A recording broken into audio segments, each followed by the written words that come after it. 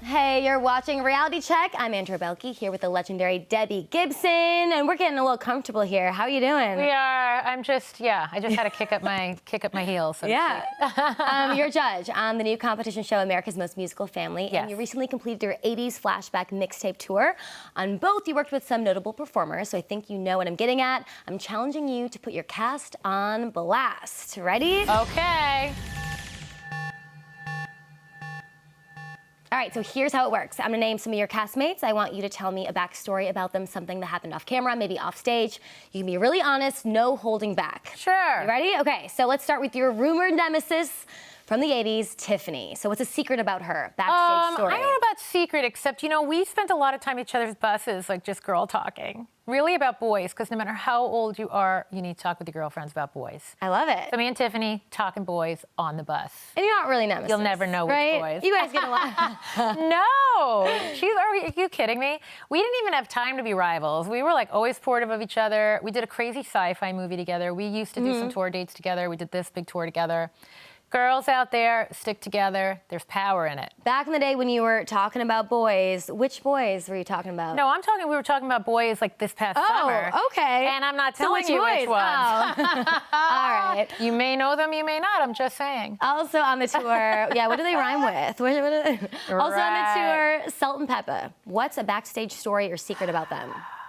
You know, again, secret. I'm just going to say, I know this is like maybe not, I don't know, whatever, not interesting, but maybe it is. But I bought us all of us girls, matching mixtape leggings, and we all rocked them on tour.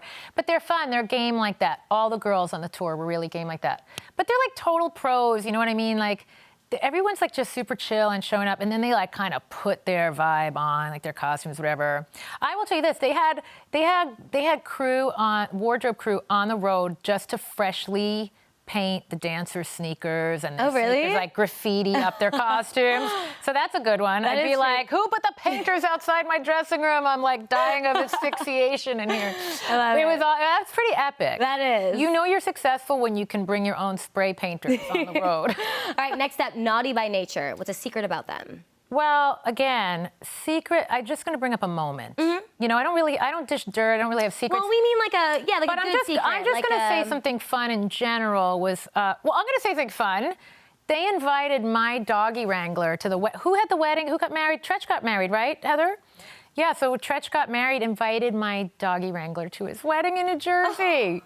And he went. Really? Yeah, but I just love that in the set, it went from hip hop hooray, ho, into me coming out doing can't you see I'm not fooling nobody at the piano. And I just remember being in the piano lift like, because, you know, I'm doing a ballad, so even though it's a big, loud concert, I'm trying to like center and ground and emote.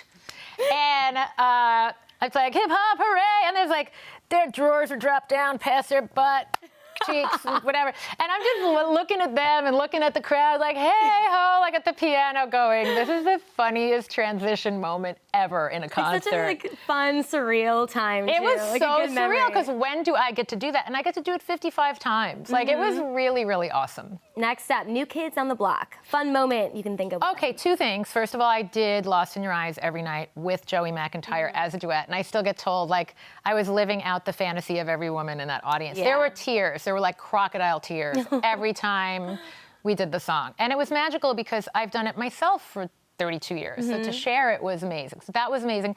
And then my favorite backstage moment was with Donnie when I went up and hugged him after one of the concerts, and I looked at him and I said, just because he's just such a great guy. So I was like, just because. And then he goes, because. And I go, because. And he goes, because. We go, because. And it turned into this epic video, which I think you have. We have the video. You guys are skipping to Wizard of Oz. I think we have it somewhere, right? Yeah, pull it up. I'll keep talking.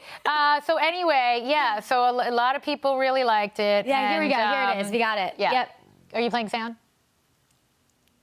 No, not playing sound? No, there's no sound. Find it on my Instagram it's from right the summer. Yeah. But anyway, it was super fun. And then we start doing the off to see the wizard, the wonderful Wizard of Oz. We start doing the skip. It's totally spontaneously. Yeah. It was like... He seems like a lot of fun. Like, always down for anything. A, he's a lot of fun. B, like, people think I have energy. That guy, I'm like, I want what he's having. Because he's got his private plane. He's producing, he's doing starring in Blue Bloods. He's like running the tour. He's on stage. Like, he's such a force of nature. You cannot believe. And he's a total sweetheart. Like, he will look you in the eye. Like, when he saw my mom and dad at the concert, he's like, thank you, Mrs. Gibson. And like, he's the kindest person. Yeah, that's so good to hear. I know, it's amazing. All right, before we put your America's Most Musical Family castmates on blast, we need to talk about that great music video you all did to the Jonas Brothers, Sucker. Yes. So tell me about this video. How did this come to be? Because this is pretty awesome. I know, they just wanted to do something fun with us, and this kind of captured how we really were. Because, like, if there was music playing for the audience, we were all, like, singing along because we're music fans as well as being artists. So this kind of captures us being music fans. It's great production value. Yeah, I mean, look, first of all, I love that the boys come out of catering because that's usually where you could find them. And I love that David is, he has an actual sucker, a la Sucker for You, because he loves his sweets. He got me hooked on high chews. Oh. I didn't know. I was like sugar-free until this summer. And suddenly I'm like Dunkin' Donuts, high chews, 7 extra pounds right here. Yeah, but that's the best place to put it, though, right? Hey, listen, I'm not complaining because I'm healthy and I'm happy, and yeah, but I love that we're like real singers singing into lollipops, and so it's just us goofing around. But you could really see our chemistry. Like, day one on the set, it felt like we had been together forever. Yeah. Speaking of the panel, let's put Nick Lachey on blast. Oh my God, it's a fun moment. Fun. I was like thinking I was just saying the cast in general, so now I'm like, well, I don't know what to say about it. First thing that comes to mind, Nick Lachey. Just he's such a regular guy. I mean, like, we were all out to dinner with the executives the other night, and he's talking about his kids and their Halloween costumes, and he's really I think he's like really a dad. I think the best thing to say about Nick is he has the best, worst. Hey, quiet on the set. That's your crew over there. Nick Lachey. No, Nick Lachey has the best, worst dad jokes. Oh. Yeah. And he does them all the time? And he does them all the time, and he does them on the show, and he's like very self-deprecating in that way. And he's like this amazing singer, but he's very self-deprecating. Yeah. But he's known for the dad jokes. He's been on our show a couple times, and I love talking to him about his family. Did he bring Vanessa to set? Oh, yeah. She came, brought the kids, and I love Vanessa. I did Dancing with the Stars with both of them. I love it. I met Vanessa in a nail salon in Sherman Oaks in L.A., just like regular, and we became friends. Like, I knew Nick already through the business or whatever, but Vanessa and I had exchanged numbers that day, and that was like 8 years ago. When you saw each other, who went up to who? I think we were kind of seated next to each other and started chatting.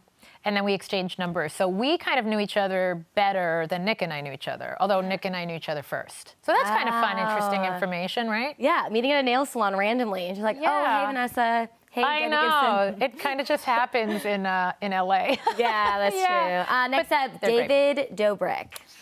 Okay, so David Dobrik is indebted to me for life because I sent my assistant JT out for Popeye's fried chicken for him in the middle of a taping because he really wanted it, and like I'm telling you, I'm just like, he has single-handedly corrupted my diet. So I was like, well, if you're trying it, I want to try it. I haven't tried it. What's all the fuss about Popeyes? I was like, I grew up a little more KFC and Roy Rogers fried chicken, and then I kind of found out how they treated the chickens, and I was off the fast food fried chicken. I made an exception this one time for Popeyes. Don't hate me. But anyway, so JT, my assistant, went and waited online.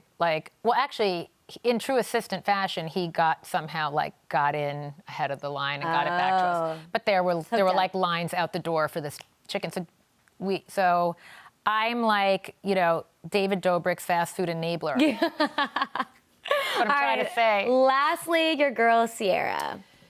There's not anything crazy to say about her. What I love about her, she is a goofball. Like, she's like this queen, diva, gorgeous, whatever, but she is truly, I know what story I want to tell about her. Okay. Again, I'm going to bring up I was having a little boy drama. Again, I'm not saying with it. What's the boy drama? Never. Just give me a little bit. Listen, all I'm going to say is it doesn't matter how old you are, they're all boys. Yeah. And you're dealing with the same crap, your age, my age, it doesn't matter. Is it just the communication? Is that kind of the Yes, thing? That's the thing. How did you know? Because I deal with boys. And the communication is not always there. And words have to match actions. Yeah. So I'm more of a woman of action. You have to show me. But that aside, what I love is that I poked my head into Ciara's dressing room because she was like, "You got to come talk to me about because her love life's like on point, right?" Yeah, but she also probably loves living vicariously through you. Well, I was like, if I'm gonna have, I deemed her like my love coach. I was like, you're gonna be my love guru because you clearly are like, winning in the love game, right? By the way, I also say this like in a funny way because even at my age, I've been in long-term relationships before. And I'm not even in a rush for the next chapter because the freedom of being solo is also not wasted on me. Oh. Like I'm loving my life right now. But she was FaceTiming with her hubby. And so I got love advice from her hubby, who told me I need to define for myself my 5 non-negotiables. Oh, what are they? And so I don't know. I mean, the communication's one of them for sure. I think you must like dogs. I'm assuming that's must like dogs. Might not mind them sleeping in the bed because I don't know how I'm ever going to break them of that habit. Honestly, I'll say artistic. Wait, I said communication first, right? We'll go with artistic. Must be super confident to be with an independent woman. I mean, a lot of people say they are, and then they're like they slowly try to like dim your shine, so to speak. They have to be really, really confident and able to like let me go do my own thing. I'm very independent. How do you find guys? And romantic, traditionally romantic at the same time. How do you find guys to date? Do you ever? I mean, I'm sure your DMs are popping. Do you ever? I did say that the other day. I went, I think Insta DM is my new dating app. Because you do tend to like, I'm going to drop this person a hello, or someone goes, I'm going to drop a hello. And then you look at their profile, you're like, that guy's kind of cute. Does that mean anything? I know. Little double tap here and there. You are on point with this. So yeah, I mean, I have I just meet people like through my work and travel and everything. But I was in something serious for a long time.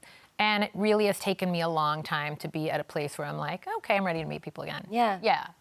Again, it's fun. It's fun being me. It is. I mean, I don't know, because I'm not you. Wish I was, but I'm sure. Look at you. I'm sure it's fun being you. I'm sure it's very fun being you. Thank you so much for stopping by. I could talk about boys and dating forever with I mean, you, that's where, like, I could feel the cameras are like, we'll keep rolling. Come on. That's all anybody really ever wants to talk about or hear about anyway. Congrats on everything. Thank and you. everyone, tune in to America's Most Musical Family Friday evenings at 7 p.m. Eastern on Nickelodeon.